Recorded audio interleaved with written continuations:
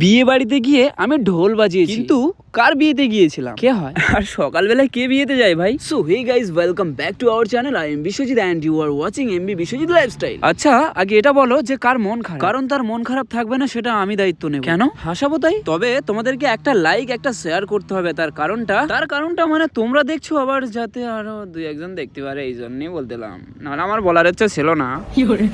ওই হাসো, হাসবে না তার মানে তোমার মনটা খারাপই করে রাখবে, তাই তো? ঠিক আছে, আমিও দেখতাছি যে তুমি কত সময় মনটা খারাপ করে রাখো, ঠিক আছে? তো ফাইনালি আমাদের বিয়ে বাড়ি যাওয়ার জন্য গিফট রেডি।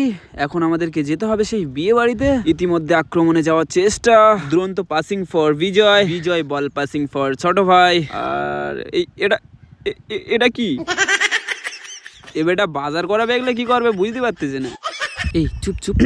তারপর অবশেষে পৌঁছালাম সেই বিয়ে বাড়িতে। আর আমি কিন্তু দুটো গিফট নিয়েছি। এটা হচ্ছে সেই ছেলেটার মা, যে ছেলেটা আমাকে স্কুলের ফার্স্ট বেঞ্চে আমাকে তার পাশে বসতে দিয়েছিল। তার মানে আমি বলতে চাইছি যে সে আমার বেস্ট ফ্রেন্ড না হলেও একটা বন্ধু ছিল, মানে স্কুল বন্ধু। সেই ক্লাস 9-এ পড়া, ফার্স্ট স্কুলের ফার্স্ট বেঞ্চিতে বসতে দেওয়া সেই অলোক আমাকে ইনভাইট করবে আর আমি যাব না? ये तो कभी नहीं हो सकता है ना, क्योंकि विश्व को डाकेगा और वो विश्व नहीं आएगा। ये तो एकदम नहीं होते পারে না।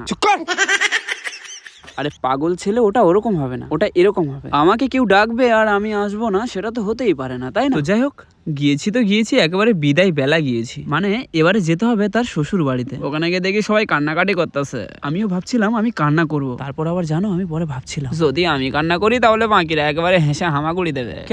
কেন আবার আমি আসতে মানে মনে মনে কাঁদতে পারি না। তাহলে তোর কিরাম কান্না? আমার এইরাম কান্না।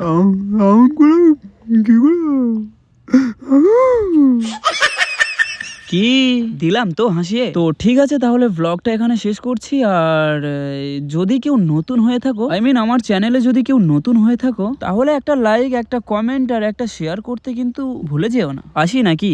এবারে কিন্তু আমার যাওয়ার সময় হয়ে গেছে। তো সবাই ভালো থাকবে আর নিজের খেয়াল রাখবে। আবারও দেখা হবে নতুন একটা ভ্লগের সাথে। আর হ্যাঁ, ভালো কথা, যদি ঢোল বাজানোর জন্য প্রয়োজন হয় তাহলে কিন্তু অবশ্যই ডেকো আমাকে।